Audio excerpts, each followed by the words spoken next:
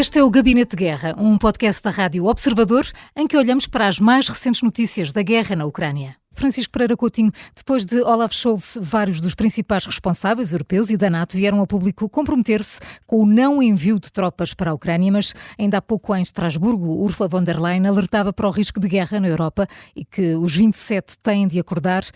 Vamos ter aqui um sério problema no futuro para resolver? Bem, Marisa, nós temos um sério problema neste momento. Exatamente. No fundo, estas declarações do Macron chamam a atenção para a circunstância de o problema não estar resolvido, não estar em vias de ser resolvido e poder agravar-se. E é preciso tomar medidas, especialmente num contexto internacional particularmente difícil para a Europa, que resulta da circunstância de nós não termos a certeza de que os Estados Unidos vão continuar a apoiar a Ucrânia e o que é mais preocupante para nós, se no futuro irão defender a Europa, porque uma administração Trump nativista poderá colocar em causa a própria NATO. E isso levou a que Macron tivesse convocado esta conferência no momento em que se percebe que a Ucrânia está a sentir algumas dificuldades resultantes justamente de o apoio americano ter secado no final do último ano, e neste momento na Europa nós não conseguimos dar resposta aos pedidos militares ucranianos. E, portanto, se a situação se agravar, nós temos que discutir e perceber aquilo que podemos fazer, e foi isso que Macron disse. Disse que nada pode estar excluído e que temos que fazer tudo o que estiver ao nosso alcance para impedir uma vitória da Rússia, porque uma vitória da Rússia vai colocar em causa a estabilidade e a segurança na própria Europa. Portanto, é a nossa própria existência que está em causa, e isso serve no essencial para preparar as opiniões públicas ocidentais para uma possibilidade que neste momento é meramente teórica, de eventualmente termos que enviar soldados para a Ucrânia, porque é na Ucrânia que verdadeiramente se está a discutir a segurança europeia, não é? José Filipe Pinto, e já agora a sua opinião também sobre isto, e o que é que motivou ou que levou o Macron a sugerir uma ideia que depois todos negaram? Ora bem, primeiro que tudo, a Europa não estava preparada para a guerra. E agora começa a perceber que corre o risco de a guerra na Ucrânia passar a ser um assunto essencialmente europeu. E por isso mesmo a Europa está a descobrir que também tem circunstância. E quanto a Macron foi o grande paladino da recuperação da ideia de formação de um exército comum europeu. Só que ele já teve muita dificuldade em convencer Angela Merkel, mas a situação piorou a nível internacional. Porque, por exemplo, em 2018, quando ele apresentou a ideia na rádio Europe 1, para fazer frente já aí a uma ameaça russa e também para quebrar a dependência histórica europeia perante os Estados Unidos e a NATO, Macron viu-se confrontado com duas reações contraditórias. Por um lado, Putin achou que a ideia até se justificava porque verdadeiramente acabava por enfraquecer a NATO.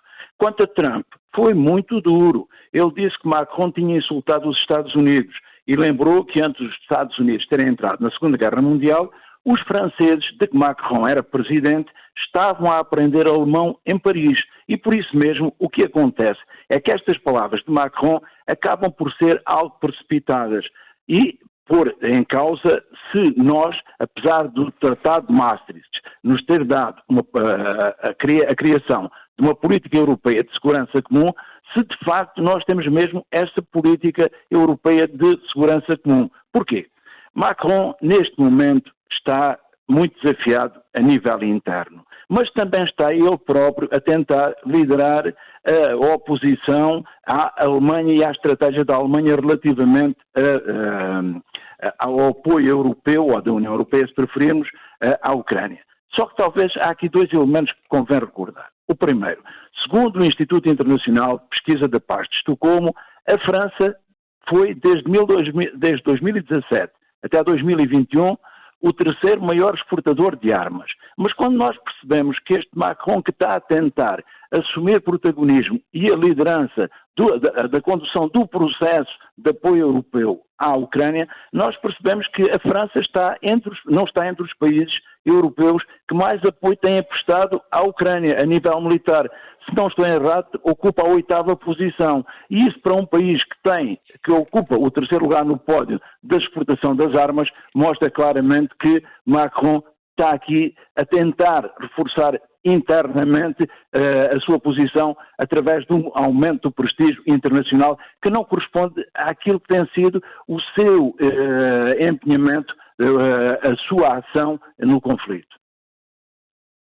Entretanto, Francisco Pereira Coutinho, o Parlamento Europeu vai receber hoje a viúva de Navalny e está a ser ela é encarada como a próxima opositora de Putin, depois de o acusar de ter matado o marido e dizer coisas como não é uma vergonha fazer pouco, vergonha não fazer nada. Perguntava-lhe se a viúva Navalny tem mesmo condições para ser opositora a Putin e se esta também é a única forma que a União Europeia tem de apoiar a oposição na Rússia.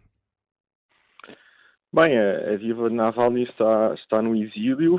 É claro que ela tem alguma visibilidade, mas vamos ver que tipo de ação política vai desempenhar no futuro. Tem essa dificuldade de estar, de facto, no exílio e foi isso que Navalny não quis. Não? Ele, depois de ter sido envenenado, resolveu regressar à Rússia em 2020, porque considerava que essa era a melhor forma de continuar a oposição ao regime despótico de Vladimir Putin. Ele, de facto, criou um movimento na Rússia de oposição a Putin e a sua mulher, que assim, aproveita também essa visibilidade para continuar aquele que é o seu legado nos próximos tempos.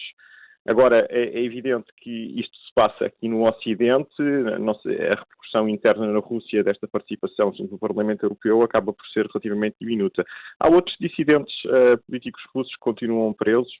Por exemplo, um jornalista, Kara-Murza, que regressou já em 2022 e foi condenado a uma pena de prisão bastante longa por criticar a guerra e está em condições de prisão muito semelhantes ao próprio Navalny e também chegou a ser envenenado algumas vezes e, portanto, a oposição russa, os dissidentes russos não se cingiam apenas a Navalny, existem também muitos outros, até porque a repressão na Rússia tem vindo a subir desde que se iniciou este conflito. Agora, a morte de Navalny e as condições em que ela ocorreu também ajudam a justificar esta reação que vimos também em várias chancelarias ocidentais, porque, de facto, as próprias opiniões públicas ocidentais continuam muito favoráveis à causa ucraniana e aproveitou-se essa situação também para chamar a atenção para o problema que temos aqui entre mãos e que necessita de uma resolução e de respostas conjuntas. Eu concordo com aquilo que foi dito há bocado em relação à posição francesa. De facto, os franceses não são os maiores apoiantes da Ucrânia, pelo menos se compararmos com os alemães, mas precisamos de muita liderança política francesa e alemã para conseguir uma resposta europeia, porque no Parlamento Europeu continuamos com uma maioria muito favorável também à causa ucraniana e um dos problemas que vamos ter agora nos próximos meses vai ser justamente as eleições europeias, onde esta questão vai ser colocada e os europeus vão ter uma possibilidade de dar uma resposta nas urnas de voto em relação àquilo que querem para o futuro, se querem o apaziguamento da Rússia, se querem de facto confrontar a Rússia. Entretanto, José Filipe Pinto, Zelensky está na Arábia Saudita para um encontro com o príncipe herdeiro. Em cima da mesa vão estar a fórmula de paz da Ucrânia e o regresso dos prisioneiros ucranianos. Estas fórmulas de paz fazem sentido se os russos não estiverem também sentados na mesma mesa? Claro que não fazem, Maria João. Os 12 pontos de Zelensky, tal como os 10 pontos de Xi Jinping, mostram o quê? Mostram uma visão que eu chamo lírica, uma visão utópica, que não pode conduzir rigorosamente a lado nenhum. É evidente, nós percebemos, por exemplo, no Médio Oriente, nós percebemos que o Hamas não fala diretamente com Israel, mas temos o Qatar e o Egito como mediadores, falando alternadamente com um e com o outro. Zelensky tem um projeto que ele pensa que tem nível mundial e não tem porque Putin, desde o início que eu tenho dito, Putin não está completamente isolado. Putin tem, portanto, os seus aliados. E nós temos de perceber que, enquanto não houver um mediador ou mediadores credíveis que falem alternadamente com um e outro dos lados, é evidente que vamos continuar a ter um diálogo de surdos que nem sequer chega a ser diálogo, que é um monólogo porque a outra parte não é convocada. Portanto, Zelensky tenta obter o máximo de apoio internacional para a sua causa. Como o Francisco disse bem, a maioria, por exemplo, da opinião europeia está solidária com a posição da Ucrânia. Os Estados Unidos começam a dividir-se e percebemos bem porquê. E, claro, temos de perceber que há outras zonas do mundo, por exemplo, no sul global, em que a Rússia, pela influência que tem, inclusive é nos BRICS, e basta pensarmos, por exemplo, na posição de Lula da Silva do Brasil, para percebermos o que eu estou a dizer. É evidente que, em termos reais, há uma parte do mundo que não se revê na causa ucraniana. E por isso mesmo, enquanto tivermos aquilo que se chama propostas de paz, acabam por ser ultimatos. E porquê ultimatos? Porque em termos reais apenas uma das partes põe as condições e não está disponível para debater com a outra das partes. E impõe condições de tal maneira duras que é evidente que a outra parte, mesmo que chamada à mesa das negociações, não tem a mínima condição para as aceitar. Portanto, isto é um monólogo apenas de uma das partes, com a outra parte a fazer ouvidos de mercador, apesar de também não ser chamada para a mesa das negociações. O Gabinete de Guerra é um podcast da Rádio Observador. Vai para o ar de segunda a sexta, depois do noticiário das 9h30 da manhã, e tem uma nova edição depois da síntese das 4h30 da tarde. E está sempre disponível em podcast. Eu sou a Maria João Simões.